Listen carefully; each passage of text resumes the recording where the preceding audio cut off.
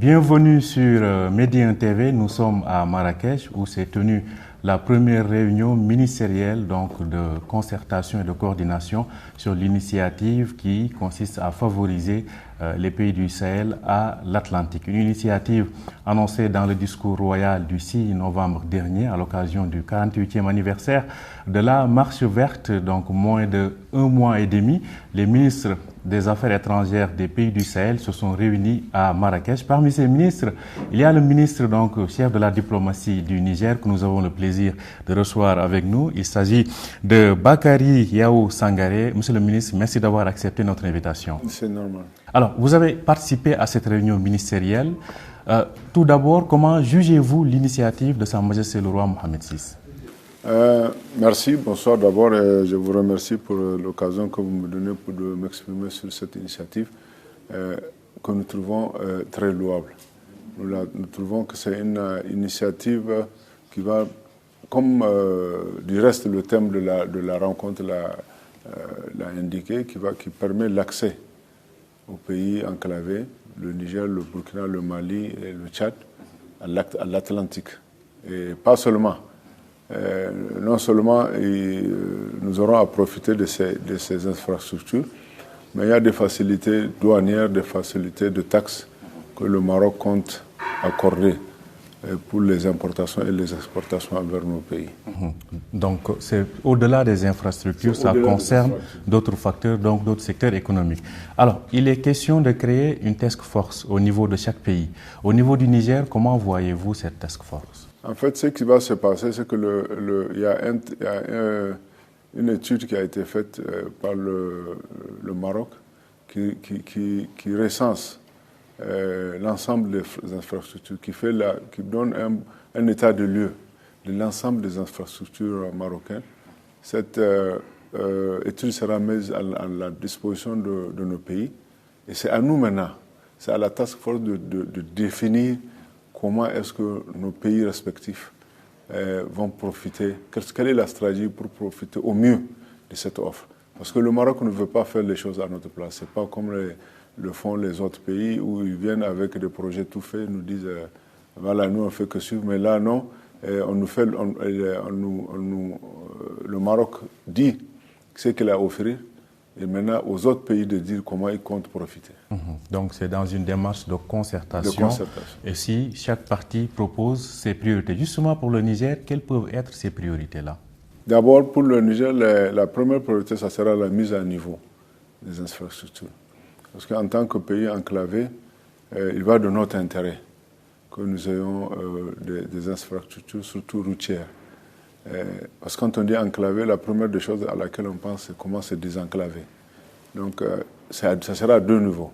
Dans un premier temps, ça sera un désenclavement interne, développer les routes à l'intérieur du pays, ce qui permettra, facilitera la mise, la circulation de biens, de produits, de personnes à l'intérieur même du pays. Et la deuxième étape, ce sera le désenclavement du pays même. Donc en le reliant avec la connectivité, en le reliant aux autres ports. Ça peut être par des chemins de fer, ça peut être par des routes, ça peut être par des ponts aériens. C'est à nous de voir, c'est à nous de dire comment nous comptons profiter de cette opportunité. Alors, on sait que, comme je le disais, les propositions seront soumises à Sa Majesté le Roi et au chef d'État des pays, le Tchad, le Niger et le Burkina et le Mali. Alors, est-ce qu'il y a un échéancier, un calendrier qui est déjà mis en place par rapport à cela? On n'a pas de calendrier à proprement parler, mais ça va aller très vite. Ça va aller très vite, pourquoi? Parce que l'essentiel des infrastructures du côté du Maroc existe. Il y en a certes qui sont encore en construction, mais déjà on peut travailler avec ce qui est disponible. Et surtout, le Niger, le Mali, le Burkina, nous sommes dans le cadre de l'AES.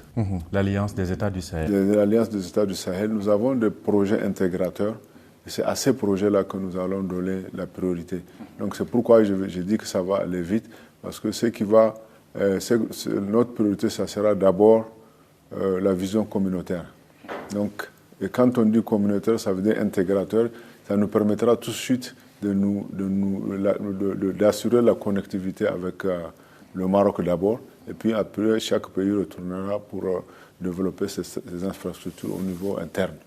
Donc c'est pour dire que c'est la collectivité qui sera mise en avant. Alors, vous avez évoqué le cas de l'AES, donc l'Alliance des États du Sahel. En quoi cette initiative va accélérer la concrétisation effective de cette Alliance des États du Sahel, qui, je le rappelle, est composée du Mali, du Burkina et du Niger? Cette initiative s'inscrit parfaitement dans la logique de l'Alliance des États du Sahel. Parce que les 3 États membres de cette alliance sont des États enclavés. Donc c'est pour dire que c'est surtout à ces États-là que ça s'adresse. On a plus le Tchad. Donc, outre l'enclavement, nous avons les mêmes réalités. Il s'agit les mêmes réalités à tout point de vue. Et nous avons... cette alliance est bâtie sur une zone qu'on appelle, à la base, c'est une zone qu'on appelle le Takogoma, qui est une zone extrêmement riche. La fameuse zone des 3 frontières. Des 3 frontières, qui est une zone extrêmement riche. Et nous comptons mettre en valeur les richesses de cette localité. Et pour les mettre en valeur, puisque ce n'est pas nous qui utilisons ces richesses, nous avons l'intention de les mettre sur le marché international, la connectivité internationale, nous connecter au réseau international pour faciliter l'évacuation des produits. Ces produits-là est une priorité. Et le Maroc nous donne cette opportunité. Alors, il y a une phrase assez forte qui a été prononcée lors de la réunion ministérielle. C'est le fait qu'on l'a rappelé, l'Afrique doit faire confiance à l'Afrique, comme l'avait déclaré le souverain marocain, mais cela commence au Sahel. On a vu plusieurs acteurs étrangers, et vous l'avez évoqué vous lors de votre discours ici, intervenir au Sahel. Qu'est-ce qui, selon vous, singularise ou fait la particularité de l'approche marocaine? La particularité de l'approche marocaine, d'abord, comme je vous ai dit, le Maroc ne nous a pas dit ce qu'on doit faire. Le Maroc nous a fait une offre, il a dit c'est à nous de dire comment nous comptons. D'abord, est-ce qu'elle nous intéresse et comment nous comptons profiter. Ça, c'est la première particularité de cette approche par rapport aux autres approches où on vient avec des projets tout faits, parce qu'on pense que nous sommes incapables de savoir, de définir ce qui nous convient, donc on le fait à notre place. Ça, c'est la première approche. La seconde particularité de cette approche, le Maroc est un pays auquel nous pouvons faire confiance. Pourquoi? Parce que le Maroc n'a pas attendu cette initiative-là pour montrer son attachement vis-à-vis de l'Afrique, et surtout du Sahel. Et vous savez très bien, quand le roi Mohamed VI, quand il est arrivé au trône, la première des choses qu'il avait faites, c'était d'annuler l'ensemble de la dette des pays africains. Après ça, il a exonéré l'ensemble des produits africains sur le marché marocain, à l'import comme à l'export. Et la commission climat pour l'Afrique, pour le Sahel, au sein de la COP, c'était une initiative marocaine. Donc c'est pour dire que le Sahel a toujours été au centre des préoccupations marocaines. Et nous pensons que ça c'est la deuxième caractéristique. La troisième caractéristique, c'est un pays souverain et indépendant. Ce n'est pas un pays sur lequel... Parce qu'aujourd'hui, même notre problème avec la CEDEAO, l'UMAO, nous on considère que ce n'est pas avec ces institutions que nous avons des problèmes. Parce que si vous regardez les gouvernants ne sont pas d'accord avec nous, mais les populations nous supportent. L'essentiel des populations de tous les pays qui nous font aujourd'hui des misères sont d'accord avec ce qui se passe au Niger. Elles veulent même que ça se repique chez elles.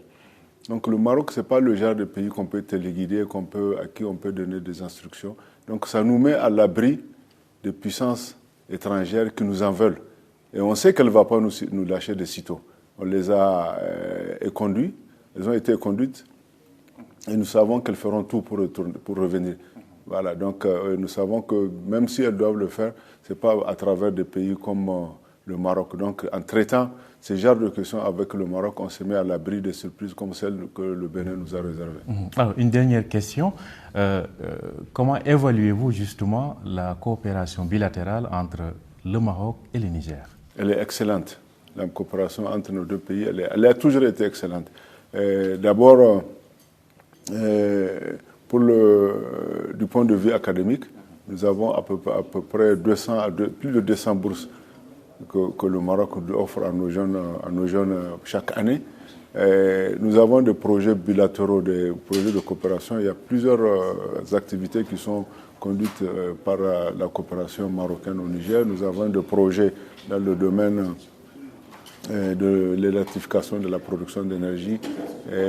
Nous avons des projets dans le domaine de l'assistance, des besoins primaires, l'hydraulique villageoise. Tous ce sont des domaines dans lesquels le Maroc intervient et nous pensons que on va renforcer.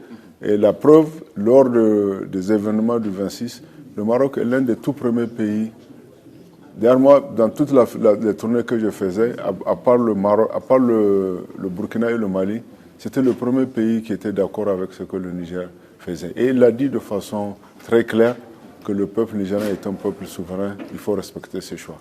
Donc nous passons et dans les tout prochains jours, comme l'a dit le ministre des Affaires, mon frère le ministre des Affaires étrangères, notre Premier ministre va venir et là nous allons décliner notre programme de coopération qui sera un programme de coopération en totale rupture avec ce que nous avons connu avant le 26 juillet 2023. Donc c'est à suivre. Merci à vous. Merci. Bakary Yao Sangaré, je rappelle que vous êtes le ministre nigérien des Affaires étrangères. Vous étiez ici à Marrakech à l'occasion de la première réunion ministérielle, donc sur l'initiative qui consiste à favoriser l'accès des pays du Sahel à l'océan Atlantique. Merci d'avoir accepté notre invitation. C'est moi qui vous remercie.